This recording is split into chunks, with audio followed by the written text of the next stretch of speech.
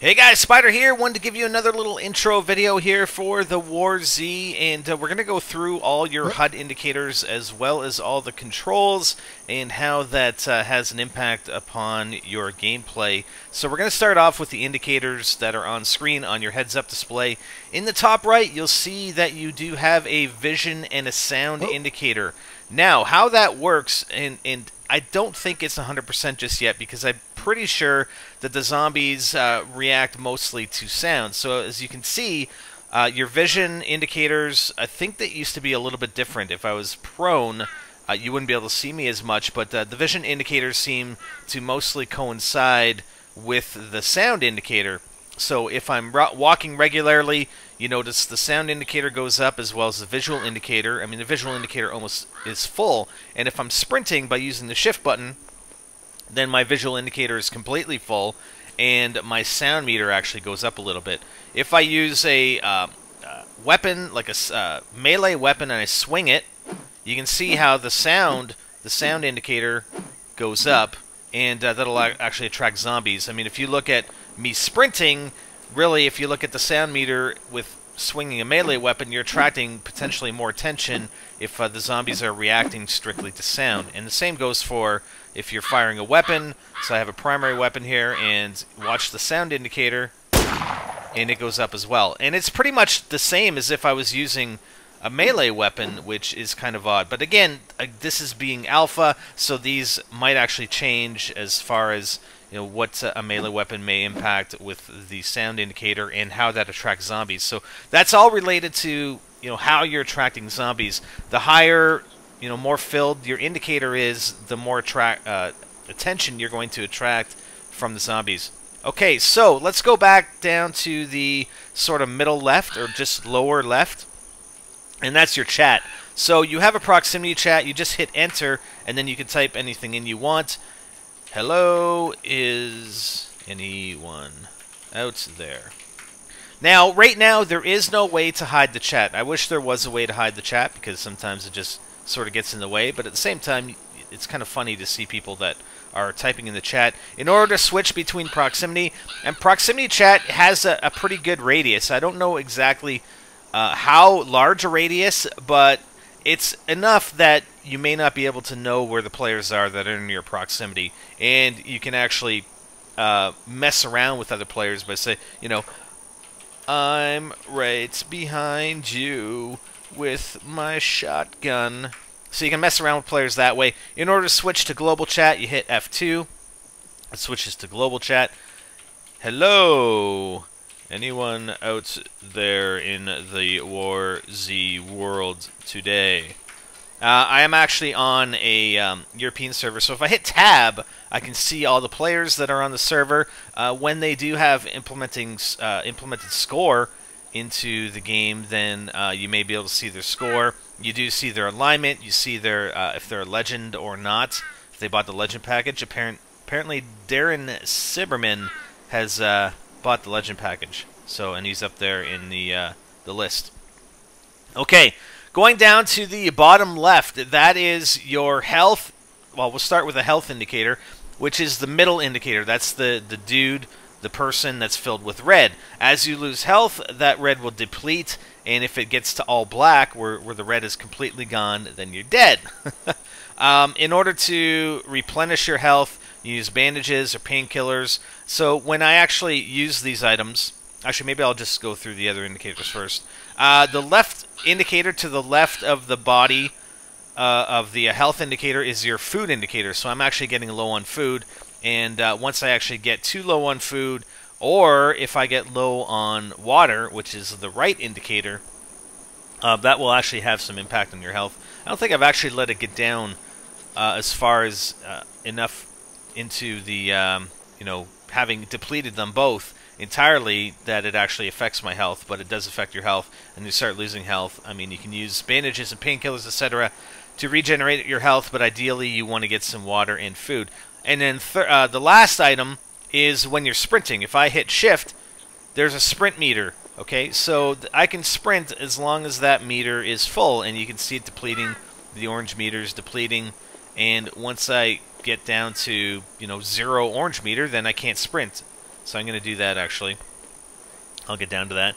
And then if you see at the bottom, while I'm sprinting around, you have your 6 quick item slots. All right, the first 2 are your weapons. So you have a primary weapon, a secondary weapon, which can be like a handgun and or what I'm having here is a hammer. And then the other 4 quick slot items are anything you want.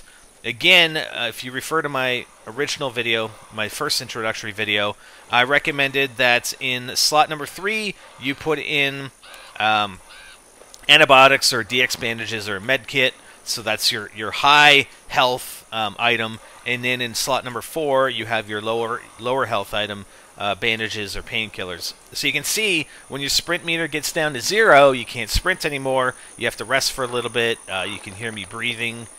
I'm out of breath, and you can sprint for little portions of the time, but that's pretty much it. And then you stand still, and your sprint meter will slowly, gradually replenish. So what I'm going to do is actually use these items. I'll start using these items. So if I can switch back to between my my primary weapon and my secondary weapon, it's just 1, 2, and then 3, 4, 5, 6 for the other items. You can also use Q. Q will just keep switching. It's like a quick switch between your primary and secondary. Okay. So if I hit 3, when you have medical items, if you hit it, you basically equip it. So I can see in first person that I have the bandages equipped. You can actually walk up to another player and hit E. E is the interact button, so you can pick up items. Let's see if I drop these. Let's drop the item right here. And I look down. E is your interact, so I pick them up. And then if you can actually walk up to another player with any of these medical items and hold down E, and you'll actually apply the bandages to that player. If I left-click my mouse, it means I use the bandages. But you can see on the right-hand side, I already have max health. So if I had, had a lower health, or I had lost some health, and I was trying to actually find a cliff that I can jump off of, so I could, reduce my health to show you, then I would have. But I have max health already. I can't use the painkillers.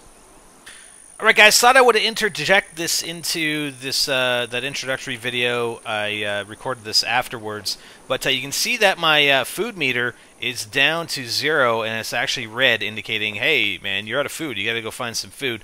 And I've actually started to lose a little bit of health. I mean, it's a pretty slow loss, but it's a loss nonetheless. And obviously, if I don't find food, it's going to continue, and then I'm going to have to use my medical supplies in order to replenish my health. So I'll just go to the bandages and just show you how it applies. So I quit the bandages, and I hit my left mouse button, and there we go. Yeah. Did you hear that? I'm like, ah, because I just, healed myself. Anyways, wanted to throw that in there for you guys. Let's carry on with the rest of the introduction. If I use, now in slots 5 and 6, what I would recommend normally is having binoculars, but I'm just going to use the water for now. As soon as I hit it, so it's a little bit different from the medical equipment. The medical equipment, you actually have to put it in your hand and then use the mouse button or E to use it. For food or water, it's a little bit different. As soon as you hit the button, the quick item button, it will use that item. So I hit 5. And I just ate the granola bar, and you can see my health went up. I hit 6, and my water indicator went up. Now your water indicator goes up a lot more than your food meter, not health meter, food meter. Goes up a lot more than your food meter. And it depends on the food item that you have.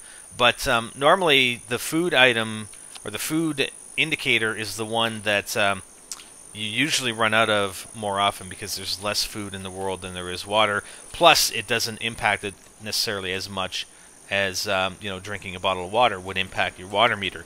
Okay, so the next thing I want to go over, you can actually change the fire rate. So if I equip my AK-7M, right now if you look at the bottom right, it shows me how much ammo I have. The 29 is the ammo, and X0, 0 is basically the number of clips I have, which is 0. If I had ammo, like a magazine for the AK-74M, then that would say 29 times 1 or 2 or whatever. It depends on how much ammo I have. And also remember that if I had a magazine and I wanted to reload, then I would drop those 29 rounds and reload to the other mag with 30 presumably. So it's important you want to use all the the ammo in your mags, because there is no way to remove ammo from a mag and put it in another one. So you end up dropping that magazine, I believe. The fire rate, see, you can see in the bottom right again, it says A.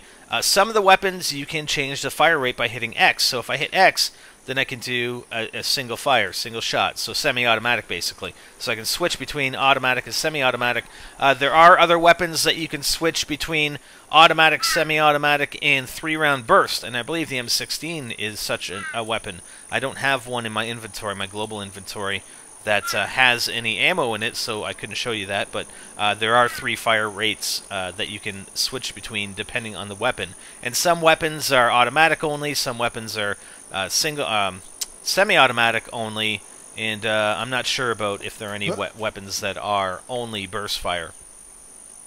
The next item I want to go through is if you hit M, that brings up your mini-map.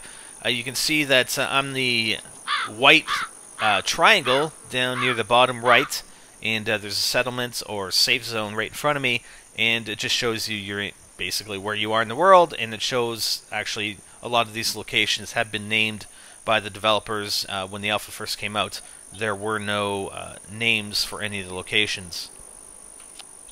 What else? Oh, when I was chatting, the way to actually get the chat bar to come up is just hit enter. I don't know if I mentioned that or not. So I just hit enter, but I don't want to chat, so, and then I hit enter again to exit. Quick switch, I already talked about. Night vision, I don't have any night vision goggles because they're pretty expensive and I don't have enough money. So if you wanted to switch between regular vision and night vision, the key would be N. First person, switching between first person and third person is just C. And I normally run around in third person because, I'll show it in another video, but sometimes it's more advantageous or strategic to use third person because you can actually see around corners. Like if you look at this tree, I mean I can see around the corner of the tree, whereas first person I can't. So I tend to switch between the two. When I'm running around normally, I would stick with third person, and then if I'm looking to shoot somebody, I'd stick with first person. The only reason I would switch to first person when I'm shooting is that you don't really have crosshairs, so it's kind of hard to judge in third person where you're actually going to fire. But I have used the shotgun in third person quite effectively. Inventory is I, and again, I can just hit any of these items. I can switch my Halloween special helmet with the black helmet. I've got the MTV Forest. Protection, bullet protection. I have a large backpack, so I can actually change the backpack here. And then I have, again, more items to put into my inventory to pick up in the world. But and also, I mean, I look different, right? I mean, look at the change of the backpack. And like I mentioned in that first video, it's important because people see me now. They see me with a weapon in hand. They see me with body armor, and they see me with a large backpack. They're going to want to kill me because they're going to want my stuff. They're going to assume that I have some pretty decent stuff, pretty decent items, and they're going to want to come after me. And the same goes with the helmet, right? Same goes with the helmet. What else? Attachments. So I do have an attachment. If I look at my inventory, I have this Cobra attachment. It's a red dot sight. So in order to attach it, you hit F6, and this is kind of weird. I'm not sure exactly how this screen works. I mean, I have a 0, 1, 2, 3, 4. The AK-74M is up here in the 1 slot, and I can click on Cobra, and it attaches it to the AK-74M. So then when I'm aiming down the sights, see, I got a nice handy little red dot sight. And it actually works well in third person in that case, right? So when I'm actually aiming down my sights now, and this is the same for some other third person games in some instances where you aim down your sight and it actually switches you to a first person view. So with this attachment, I no longer need to switch between, manually switch to first person view if I'm expecting to actually get into a firefight with somebody. I can just stay in third person and it'll automatically switch for me when I'm ADSing. And then again, if I switch to my hammer, my melee, you can see my AK-74M is on my back. So again, that's another visual indicator to another player that you do have a gun. I do have an assault rifle. But the difference being, if I hit backspace, okay, let's do this again. If I'm holding my primary and I hit backspace, it actually puts my gun away, but you don't see it. So that's a key point right there. If you're trying to represent yourself as not having anything and you're going into an area, and let's say let's put this away. We'll take off that. We'll change our backpack to that, and we'll take off the helmet, right? So now it's as if, oh yeah, I'm just some new player. I just spawned in. I'm just running around, right? But if I hit my primary and go to my hammer and my gun's on my back, and then I hit backspace to not have a weapon in my hand, then it shows that I have that weapon on my back. So you definitely want to, you know, if you're holding, and I'm sure they're going to probably patch that at some point, because it's kind of, you know, I don't think it should be that way. If I hit backspace right here, it should still show on my back. But again, I just want to make that point. That's something that you might want to do. Hey guys, sorry about that. I'm going to interject this a little bit here, as there was a couple things that I forgot to tell you about. I'm just going to show you the binoculars. If I hit 6, I'm going to equip the binoculars, and if you right-click, then that's basically using them, and you can use them in first person or third person. Doesn't really matter or make a difference. The other thing that I wanted to show you was when you hit escape. Escape will actually tell you, will give you some options up at the top, like inventory, map, missions, and options, or quit, back to game. But the other important information is the date. So right now, as of recording this, we're at July 31st, 2019. And 1 day in game, I believe, or sorry, an hour in game is comparable to 10 minutes outside of the game, I believe. I think that's a rough approximation. So if I'm playing the game for 10 minutes, then an hour passes in the game. Gives you the time of day, so 2:48. It's in 24-hour. I think that's what they call it, 24-hour time instead of saying 2:28. And then the other important information it gives you the server name, and this is something that wasn't available right at the start of the alpha. So you can actually look at the server that you're on. If you do a quick join instead of actually joining on a specific server, you can tell your friends, "Hey, I'm on, you know, EU server 96," and then they can join your server. So that's about it. I just wanted to go over the heads-up indicators. I'm going to head back to the safe zone now, so I can put my items away. So yeah, all your HUD indicators, as well as all the controls that are currently in game.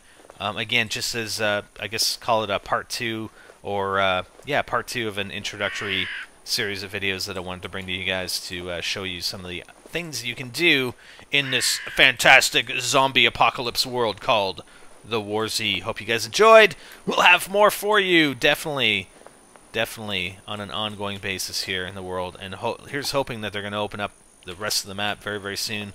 But they're going to be in alpha for some time. Several weeks more would be my guess. Anyways, catch you next time, guys. I'm Spider, and I'm out.